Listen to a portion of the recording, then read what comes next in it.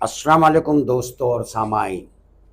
مدھیہ پردیش کی راجدھانی بھوپال اپنی شاندار تاریخ، گہری تہذیبی وراثت اور عظیم روایتوں کی وجہ سے ہندوستان کے اہم شہروں میں شمار کیا جاتا ہے۔ جھیلوں کے اس شہر نے صدیوں سے علم، سیاست اور سنسکرتی کی کئی اہم داستانوں کو اپنے آغوش میں سمیٹ رکھا ہے، لیکن 3 جون 2026 کو یہ خوبصورت شہر ایک بار پھر ملک بھر کی توجہ کا مرکز بن گیا جب برکت اللہ وشو ودیالیہ کا نام تبدیل کرنے کی قواعد شروع ہوئی۔ آخر کیا ہے اس وشو ودیالیہ کی کہانی؟ اس کا نام مولانا محمد برکت اللہ بھوپالی کے نام پر کیوں رکھا گیا تھا اور وہ شخصیت کون تھی؟ جانیں گے اس عظیم مجاہد آزادی، دانشور اور انقلابی رہنما مولانا محمد برکت اللہ بھوپالی کی حیرت انگیز داستان، جن کی یاد آج بھی بھوپال کی پہچان کا اہم حصہ مانی جاتی ہے۔ بھوپال میں سال 1970 میں قائم کیے گئے ادارے کا نام شروعات میں بھوپال یونیورسٹی رکھا گیا تھا۔ بعد میں سال 1988 میں مرحوم وطن پرست رہنما، عالم اور عظیم مجاہد آزادی مولانا محمد برکت اللہ بھوپالی کی خدمات کے احترام میں تتکالین حکومت نے اس کا نام بدل کر برکت اللہ وشو ودیالیہ رکھ دیا۔ مولانا برکت اللہ بھوپالی صرف ایک دانشور اور صاحب قلم شخصیت ہی نہیں تھے، بلکہ ہندوستان کی آزادی کے جدوجہد کے اہم رہنماؤں میں بھی شمار کیا جاتا ہے۔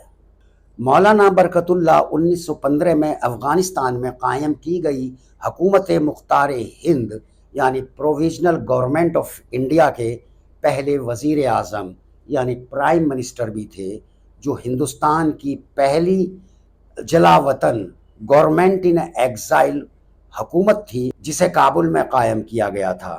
لیکن 3 جون 2026 کو بھوپال استھت برکت اللہ وشو ودیالیہ کی ایجوکیٹو کونسل نے ادارے کا نام بدل کر واگ دیوی بھوجپال یونیورسٹی رکھنے سمبندھی ایک قرارداد منظور کر لی، جس کے تحت وشو ودیالیہ کا نام علم و دانش کی دیوی سرسوتی، جنہیں واگ دیوی کے نام سے بھی جانا جاتا ہے، اور شہر کے قدیم نام بھوجپال کے احترام میں بدلنے کی تجویز پیش کی گئی۔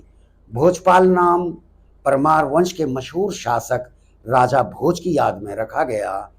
آئیے اب جانتے ہیں وہ انقلابی جس نے پوری دنیا کو اپنا میدان بنا لیا تھا، عظیم مجاہد آزادی محمد برکت اللہ بھوپالی، جنہیں ان کے خطاب مولانا برکت اللہ کے نام سے زیادہ جانا جاتا ہے۔ 19ویں صدی کا ہندوستان ایک ایسا دور جب انگریزی حکومت پورے ملک پر اپنی پکڑ مضبوط کر رہی تھی، لیکن اسی دور میں کچھ ایسی شخصیتیں بھی پیدا ہوئیں جنہوں نے اپنی پوری زندگی وطن کی آزادی کے لیے وقف کر دی۔ ان میں سے ایک تھے مولانا برکت اللہ بھوپالی، ایک جوشیلے صحافی یعنی جرنلسٹ، ایک شاندار خطیب، ایک گہرے علم والے عالم، کئی کتابوں کے منصف یعنی رائٹر، 7 سے زیادہ زبانوں لینگویجز کے ماہر، اور ہندوستان کی جلا وطن حکومت کے پہلے پرائم منسٹر۔ برکت اللہ نے ہندوستان سے باہر رہ کر انگریزی کالونیل رول کے خلاف اپنی تقریروں، تحریروں اور انقلابی پیغاموں کے ذریعے آزادی کی جنگ لڑی۔ مشکلات تھیں، مایوسیاں تھیں اور مخالف حالات بھی، لیکن ان سب کے باوجود انہوں نے اپنی صلاحیت، محنت اور اٹوٹ حوصلے کے بل پر زندگی کے کئی میدانوں میں ایک بلند مقام حاصل کیا۔ لیکن اس کہانی کی شروعات ہوتی ہے 7 جولائی 1854 سے۔ مدھیہ پردیش کے بھوپال شہر میں ایک بچے نے جنم لیا، اس کا نام رکھا گیا برکت اللہ۔ ان کی شروعاتی اور کالج تک کی تعلیم بھوپال میں ہی مکمل ہوئی۔ اس کے بعد اعلیٰ تعلیم کی تلاش انہیں ممبئی اور پھر لندن تک لے گئی۔ وہ بے حد ذہین تھے، لیکن ان کے پاس دولت نہیں تھی، کوئی بڑا خاندانی رسوخ نہیں تھا، اگر کچھ تھا تو صرف ان کی ذہانت، ان کی محنت اور اپنے مقصد پر اٹل یقین۔ سن 1895 میں ان کی زندگی نے ایک نیا موڑ لیا۔ مشہور برٹش مسلم عبداللہ کیولیم نے انہیں لیورپول کے مسلم انسٹیٹیوٹ میں کام کرنے کی دعوت دی۔ بعد میں انہوں نے یونیورسٹی آف لیورپول کے اورینٹل کالج میں بھی تدریسی خدمات انجام دی، لیکن برکت اللہ صرف ایک پروفیسر بن کر نہیں رہنا چاہتے تھے، ان کی نگاہیں کہیں آگے تھیں۔ کچھ ہی وقت بعد انہوں نے مسلم انسٹیٹیوٹ سے دوری اختیار کر لی اور اپنی توجہ ہندوستان کی سیاسی حالت کی طرف مرکوز کر دی۔ انگلینڈ میں رہتے ہوئے ان کا رابطہ انڈین ہاؤس کے انقلابی ہندوستانی نوجوانوں سے ہوا۔ اسی دوران برٹین کے وزیر اعظم گلیڈ اسٹون نے ہندوستانیوں کے بارے میں نسلی اور توہین آمیز بیان دیے۔ برکت اللہ خاموش نہیں رہے، انہوں نے مضامین لکھے، تقریریں کیں اور انگریزی حکومت کی نیتیوں پر کھل کر تنقید کی۔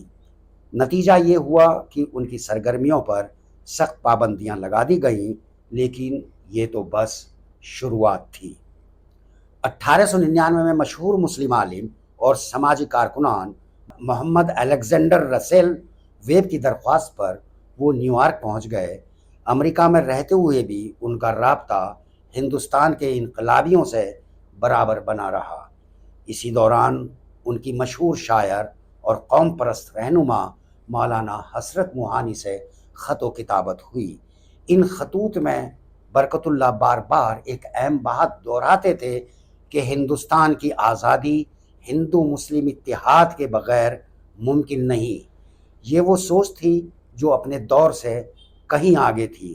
کچھ ہی سال بعد وہ سین فرانسسکو میں قائم کی گئی مشہور غدر پارٹی میں شامل ہو گئے۔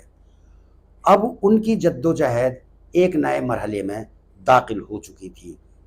1909 میں برکت اللہ جاپان پہنچے، جہاں انہوں نے ٹوکیو یونیورسٹی میں مشرقی زبانوں کے پروفیسر کے طور پر مقرر کیا گیا، لیکن ان کا اصل مشن ابھی بھی وہی تھا، آزادی۔ جاپان میں رہتے ہوئے انہوں نے دا اسلامک فرٹرنیٹی نام کا ایک رسالہ جاری کیا، بعد میں الاسلام نام کا اخبار بھی نکالا۔ ان تحریروں میں صرف علم نہیں تھا بلکہ انقلاب کی پکار بھی تھی۔ برٹش حکومت نے اخبار کو ہندوستان میں بین کر دیا اور ان کی انقلابی سرگرمیوں کی وجہ سے 1914 میں ان کی یونیورسٹی کی نوکری بھی ختم کر دی گئی، لیکن پروفیسر برکت اللہ ان لوگوں میں سے نہیں تھے جو کسی ایک ملک، ایک نوکری یا ایک عہدے کے محتاج ہوں۔ انہوں نے پوری دنیا کو اپنا میدان عمل بنا لیا۔ 1915 پہلا وشو یدھ جاری تھا۔ اسی سال وہ ترکو جرمن مشن کے ساتھ کابل پہنچے۔ یہاں ان کی ملاقات مولانا عبید اللہ سندھی اور راجہ مہندر پرتاپ سے ہوئی۔ تینوں کا مقصد ایک تھا، ہندوستان کی آزادی۔ اور پھر کابل میں ہندوستان کی استھائی حکومت قائم کی گئی۔ راجہ مہندر پرتاپ اس کے صدر بنے اور مولانا برکت اللہ اس حکومت کے وزیر اعظم۔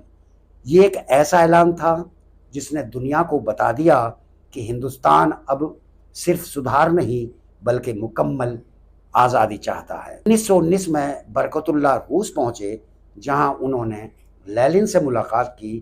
انہوں نے ہندوستان کی آزادی کی جدوجہد کے لیے مدد طلب کی اور انترراشٹریہ سمرتھن حاصل کرنے کی کوشش کی۔ اس کے بعد 1920 کے شروعاتی سالوں میں وہ جرمنی، فرانس اور روس سمیت کئی ملکوں کا دورہ کرتے رہے۔ جہاں بھی ہندوستانی موجود تھے وہ انہیں آزادی کی تحریک سے جوڑنے کی کوشش کرتے رہے۔